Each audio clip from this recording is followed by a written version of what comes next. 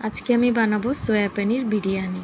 প্রথমে বাটিতে পনিরের টুকরোগুলো নিয়ে তাতে পরিমাণ মতো নুন, হলুদ, গরম মশলা গুঁড়ো, লঙ্কা গুঁড়ো দিয়ে ভালো করে হালকা হাতে এটাকে মেখে নিতে হবে, যাতে পনিরগুলো না ভেঙে যায়, তাতে দেখতে বাজে হবে আর ভাজাও যাবে না পনিরগুলো।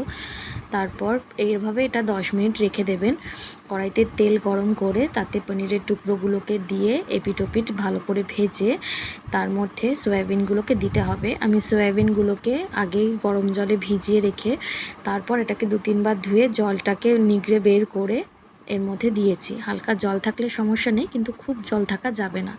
একই সাথে পনিরের সাথে সয়াবিনগুলোকে ভালো করে ভেজে তার মধ্যে আদা, জিরে, গোটা গরম মশলা, টমেটো সব কিছু একসাথে বাটা এর মধ্যে দিয়েছি। আমি এখানে টক দইও দিয়েছিলাম, যেটা দেখাতে ভুলে গিয়েছি। যেহেতু এটা নিরামিষ বিরিয়ানি, তাই এতে টক দইটা দিতেই হবে। টক দইটা দিয়েছিলাম। তারপর এটাকে ভালো করে একসাথে কষিয়ে তেল ছেড়ে দেওয়ার পরে এর মধ্যে আমি এক এক করে সব দিয়ে দেব। এতে দিয়ে দিলাম গোলাপ জল, কেওড়া জল, একটু সামান্য বিরিয়ানি মশলা, যতটুকু পরিমাণ লাগে আমি ততটুকুই দিয়েছি। দিয়ে এটাকে কিছুক্ষণ আবার ঢাকা দিয়ে রেখে দিতে হবে।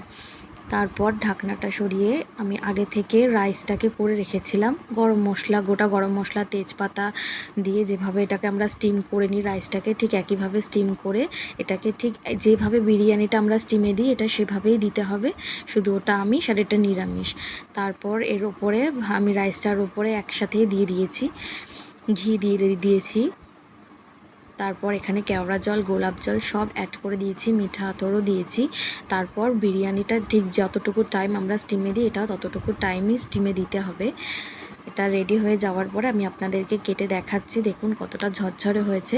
এইভাবে একবার আপনারা খেয়ে দেখুন, আশা করি আপনাদের ভালো লাগবে।